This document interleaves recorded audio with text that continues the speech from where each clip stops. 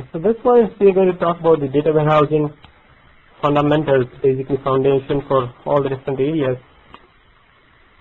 which we'll be using down the line, so it will be very useful. The other aspect which we're going to do is we are going to talk about a little bit of the acronyms and like ETL, what does it mean, and different things like that. In this particular presentation, in the end, we have a lot of acronyms listed down, and we'll talk of those quickly.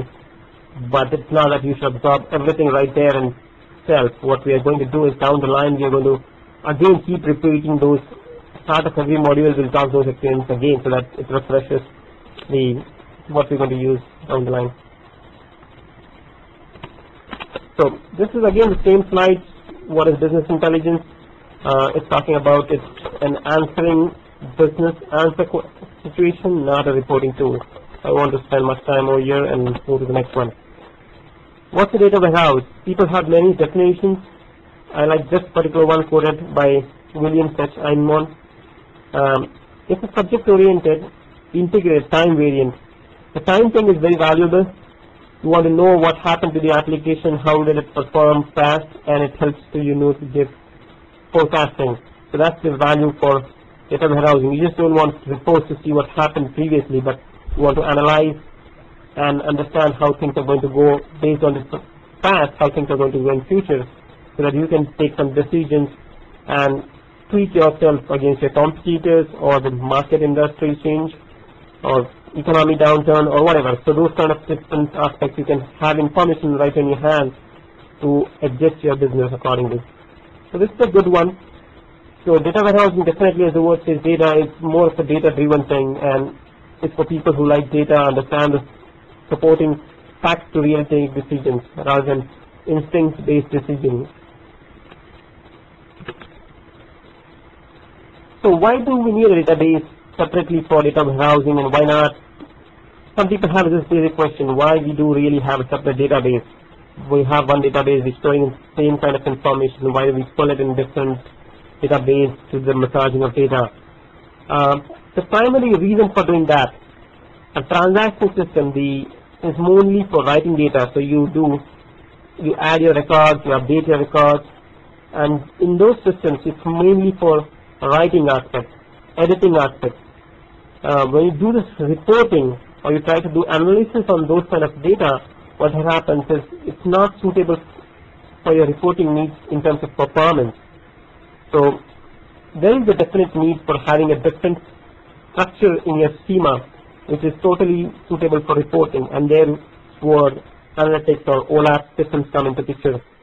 And so we'll go more in detail about these things, but basically what you see, a crisscross kind of a situation in the top, which shows how the multiple joins are crossed between the different tables, and the analytics schema, which is the OLAP schema, is more like a very refined and a star kind of a thing. So we'll talk a little more about this in the future for the slides. So this table provides us a comparison between what transactional system and what analytics systems. As we talked about, it's more like a write intensive, while the analytics is more of a read intensive. You can ponder on all things. I'll just touch base a few points over here. The data denormalization which we have on the analytics side, the aggregation which are done on the data which helps in performance, while there is no aggregation on the transactional, they are right in the granular level of the each individual record on the transactional side.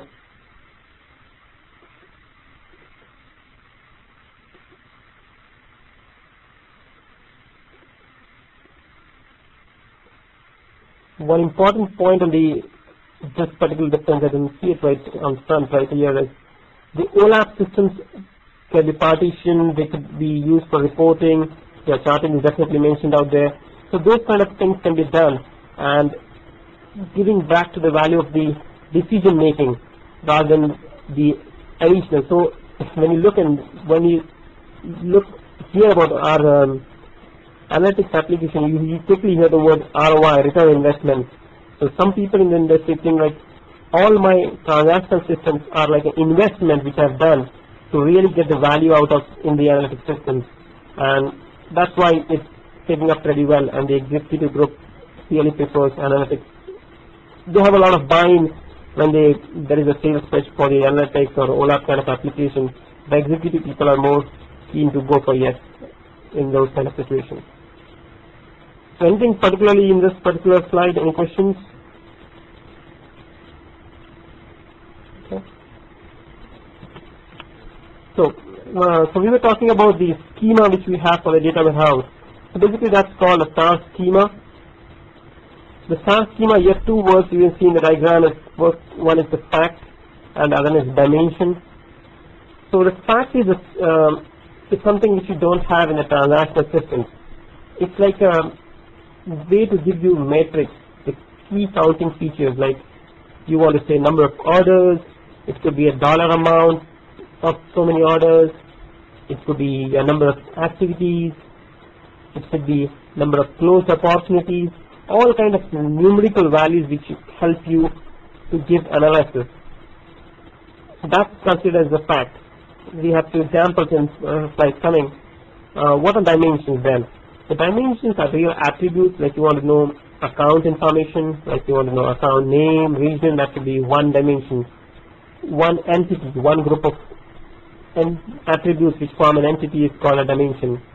You could have, an example is like product is another dimension you can have partners, you can have different types of dimension attributes based on what kind of business you are. So what this schema does, you have always in a star schema a central fact table which gives you all the numerical values, and you have different dimensions tables related to it with an fact having a many to one relationship. And this kind of schema is very suitable for performance of the OLAP system. You can have as many number of dimensions as needed. It could be time, accounts, partners, product, different kind of dimensions. So it could be so many different examples based on situations. I've seen all kinds of dimensions being used, and they give a lot of value to the reporting. Like if you want to talk, let's say, think about example, we want to create a report saying number of opportunities by region, by account, by product. So what we are doing is we are pulling an attribute from this fact table, which is number of opportunities, and you are pulling attributes from different dimensions. As we talked about region, which was an account dimension, maybe account name, which was again an account dimension, product, and you can throw in always time, saying, okay, for the last 1 year or over last 2 months. So those kind of things which will give you a good understanding of what's happening on a time base. So this is then one of the very key attributes for the features of the data warehousing. So let's talk about an example out here. What happens really in a star schema? And this will give us a part about how the flow of the ETL or the data movement from the OLAP database, OLTP database to the OLAP database happening. So you always have this scenario where you have already the customer data and the product data available in the transactional system. Now when the ETL is running, what it will do, it will create a fact table. And if, let's say the sales fact, which is shown in the center of this diagram, it has got the customer ID which is coming from the customer table, and the product ID which is coming from the product table, and also the period ID, so which is gives us a time attribute. So this center sales fact, now it has keys for all these different dimensions. So you can imagine a star schema out here. That's the central fact with 3 different dimensions. And my reporting becomes so easy. Now if I want, I already see the number of orders, quantity 5, 4, those kind of number of attributed aggregations already. If somebody needed a report, we just wanted for a customer ID, the first one, let's say 17023, they will be just pulling one record and it's all ready for them. Though in the transactional system, what will happen, there will be 5 different records, as because the number of orders is 5, there will be 5 different records which you are querying for the customer table and the order table, and you're grouping all those tables. But just for a simple example, but you're just going in a single sales fact table and you're putting the data, and it helps in your performance, definitely. And definitely the slicing and dicing which you can do with different attributes, the time, if you want to throw in product, or you can play around with those kind of things. So that's the value of the star schema, and this is a good example. I'll let you just watch it for a minute just to analyze or take any questions.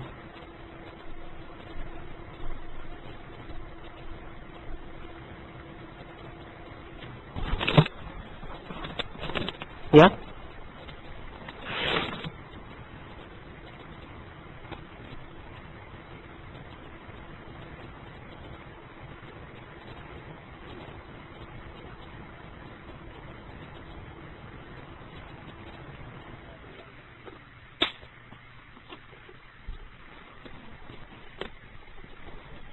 Yes. Now, we are saying the central fact table, as you see, it only has the ID. But if you wanted to do something like, let's say, the product ID, the fact table has the product ID, but I don't think people will be willing for having a report by product ID and number of orders. They may want to know the product name. So they want to know, in this example, widget, super widget.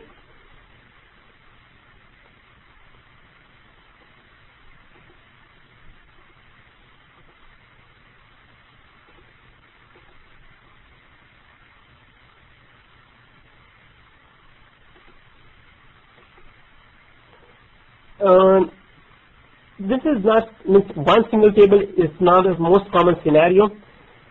You will have to do it. Let me tell you frankly, yes, you will have to do it for data warehousing for a couple of reasons. At least on the OBI, what will happen is, as a data warehousing, it needs the star schema. OBI is going to throw some errors, some consistency errors. I'm talking to it. Yes.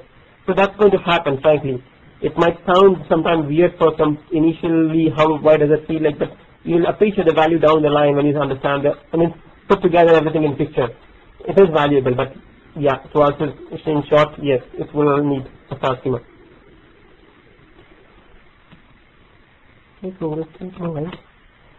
So there is the next model which we call as a snowflake model. So we saw the star schema which had a fact table in the center. So here is another example of a sales fact table, and you have time dimension, we have the item dimensions, branch, location dimensions, which are tied to the fact tables directly. The change in this particular model is what we are seeing, the supplier dimension and the city dimension. They are not directly tied to the fact table. What they're done is they're talked to a dimension table, which in turn is connected to a fact table. So it's like something coming out of it, just hanging over a dimension table. So that kind of a scenario. It becomes sometimes valuable when they are connected tables. Sometimes this is required and it could get tricky. If you really want to do a different thing, what will happen, if you want to time supplier's dimension directly to the fact table, basically you have to create another star schema. So sometimes people do not want to go to that kind of situation and have two star schemas. So basically what will happen, I'm just talking of two terminologies which we haven't covered yet. Subject areas, so basically we'll create subject areas. One will be the sales and with its 4 dimensions, another will be the 6 dimensions, and the fact table will be definitely increased because the granularity of supplier information is also added to it, so fee is added. So what is happening whenever you're creating these kind of things, you are increasing the size of your fact table. You're making it more and more granular, right? So you're denormalizing more and more. So you have to see how the balance is. You cannot keep on increasing the fact table. So it becomes a business need sometimes to need such kind of information, and you want to throw in something which is, my suggestion will be, whenever you're having a situation like this information, the supplier information is not going to be very widely used. It's going once in a while somebody is going to run a report on those attributes, or city attributes. And I already have a star schema which is made of this central fact and the remaining 4 dimensions, but the business is using for enhancement or add supplier information. I would say snowflake model is possible. Okay, so it's once in a while kind of situation, but good to know what kind of this model it is. The another important value of data warehousing is hierarchies. So this particular slide, we have just taken a typical example of a region hierarchy, how it goes. So on the top level, you see an all kind of a scenario which covers everything. And then we move to the next level, the region. So we have Europe and North America. The next level goes country. So what we are showing is a 4-level architecture hierarchy over here. It helps us to give a reporting need. So what people could do is two things. One, they could go for drilling down the application. They could start at a very high level compact report. Let's say a report for Europe region and number of opportunities out there in Europe. But the person wants to see, let's see what's happening in Europe. Really, why is it not so good?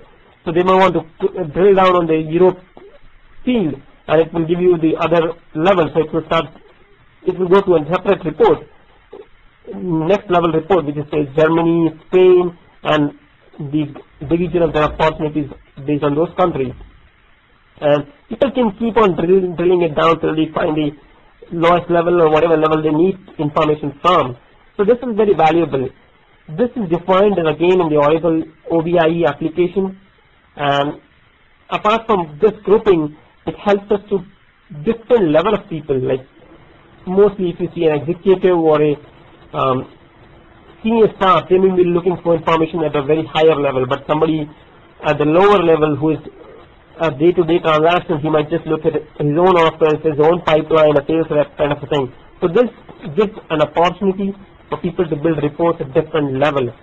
All this information has been, it could be modeled in a way that it's aggregated at different levels in the table, and people could slice and dice and choose whatever they want. So it helps to give level-based reporting, whatever you need, and also drilling functionality, which you can keep drilling to down levels.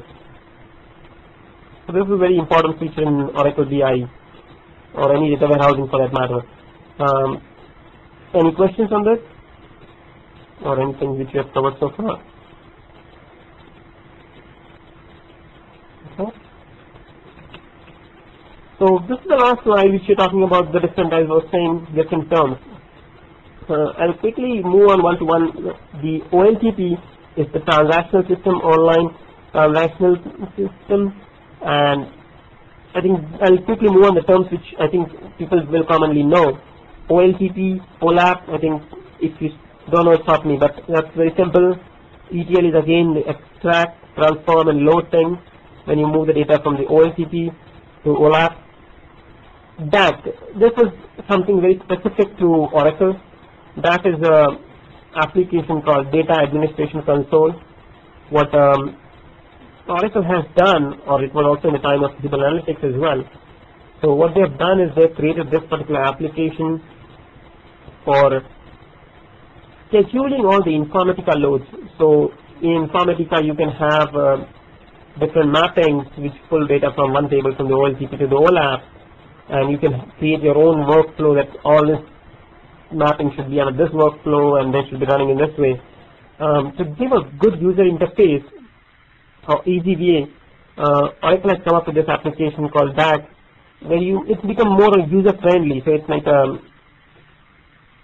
application where you essentially say you mostly basically go and run complete ETL. Behind scenes, it's a way configured that all the necessary workflows will run, and the mapping in turn will run, and data will be moving from data to end to end. But the production support people or the people maintaining the application will have easy time to access this kind of thing. So this is one of the very good points which Oracle has done to make Informatica a little more user friendly. Have you used anything, this sort of thing, anything in your implementation to that?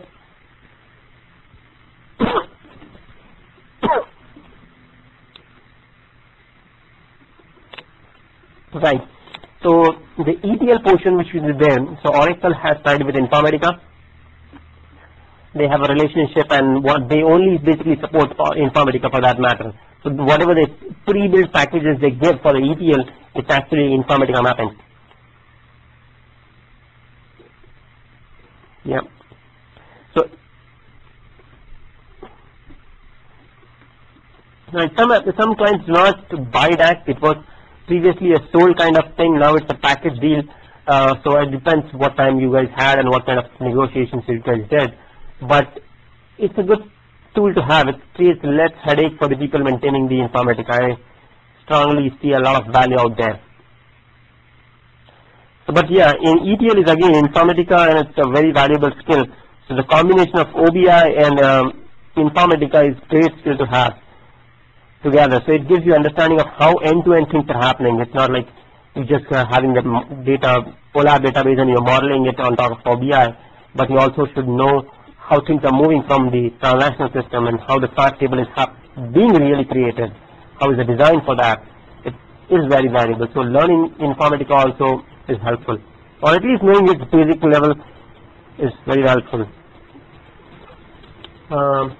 The RPD, it's called the repository file, which we are going to, that's the crux of this course actually. So the RPD file is a proprietary Oracle thing which was also in analytical times, but it's a dot, so the extension of the file is called RPD, and there is no compile when you do the coding in modeling in analytics. There is no compiling, so basically you save your data into a single file called .rpd. There is definitely some consistency checking done, the errors or basic things which the system application can find, but when you see in the Siebel systems, for the analogy, if you do and compile, you do an SRS and those kind of things, there is nothing like this in analytics. It's just a .rpd single file. Okay. The next thing is the connection pool. So this is a connection you establish to the ODBC or an XML data source, or whatever data source you have. This is a means to do that. So that part is the repository itself. So you can connect to different applications. You can have some source from XML, some from Excel, some text files, some database Oracle, and whatnot. There are different possible things, and each one could be a different connection pool in the repository. We'll see this, and we'll talk more about when we really go into those kind of things. Alias, it's again like a view, but the terminology which Oracle BI uses it's an alias. So you have a table, and in case there is a scenario you want to make a copy of that table for a self-join or whatever the scenario, alias is the way to do it. It's a little tip, and we'll talk about when we really go to do it. It's hard to find how we do this. There's a small trick. It's not so visible in RPD, so we'll talk about that down the line. The next one is BNN, that is Business Model and Mapping Layer. Here what we have is OBIEE is a three-tiered architecture. So they have the physical layer, they have this middle layer, which is the logical layer, as you can see on the Siebel also. I'm just giving Siebel analogy because either you know it, so I just want to reference something on that. So it's more like how you have the business components, stuff like that in Siebel. This is the layer BMM, what they call, or sometimes call as logical layer, which is in OBIEE. So this is the middle layer. So dimension, fact, and hierarchy we talked about in the previous slide, what they mean. Hierarchy was the level things which we showed in the previous slide, just from the region, country level, going down the line. And the next one is subject areas. So each star schema which you make, the star model into with one fact and different dimensions, it's called a subject area in Siebel analytics terminology. If you know business objects, they call it as universe, and this here we call it subject areas. Answers. So business intelligence is for answering questions. So that's the way the word answers, from there it has come. Answers is a way where you can create your own ad hoc analysis, your own reports.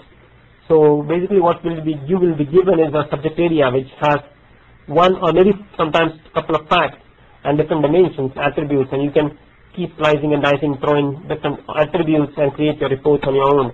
So this is the interface which helps you to do that. So that's called as answers.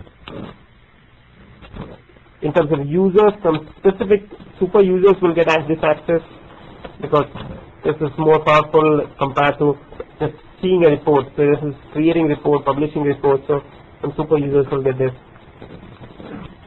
Then we have the dashboards where pre-built reports can be placed into a single place.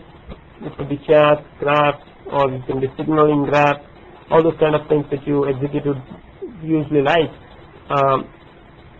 So those could be called as a dashboard. So super users will have access to create reports and answers and publish it into some dashboards. Users could also create some dashboard reports and store it in their My Dashboard private area also. The dashboard is mostly what most of the people in the user community get. Then the next is delivers and iBots. Here we are talking about the delivers is a mechanism what Siebel Analytics and OBIEE has provided to be able to schedule reports, send to users in the email, mobile, or it could be passed into a location on dashboard also. So it's a scheduling mechanism. iBots is delivers is the functionality, means how answers and all those things are. iBot is a single report. It's a feature where you set a single report. You create an iBot, so it will have a report, or maybe sometimes two. So that's a piece of it. The last one is the init block. So this again should be tied up back in the repository section. So for the repository, what happens is when Oracle BI loads, this application loads in, there are a lot of bunch of SQLs which runs against the OLTP application, the transactional application. Because it's very well tied together, what happens scenarios like think somebody is logging into the application and you want to access grants to him, what all he should be having visibility and not. That information is stored in the transactional side. So there will be a SQL which will run against this user, where clause so and so user, and first the security features, what all groups he has access to and stuff like that, which will help him to provide proper access to this application. So init block is something of that kind of thing. So we'll talk about it a little later. I just wanted to throw in some things because it should not happen we talk about terms and we never touch base those. That's why I want to take this opportunity and just quickly go through the terms. It's not that this is the end of it. We'll repeat them most of the time, and there will be more instances will be coming again. So it's not that you should absorb it, write everything together. I think pretty much that's the end of this slide. Anything specifically, any questions?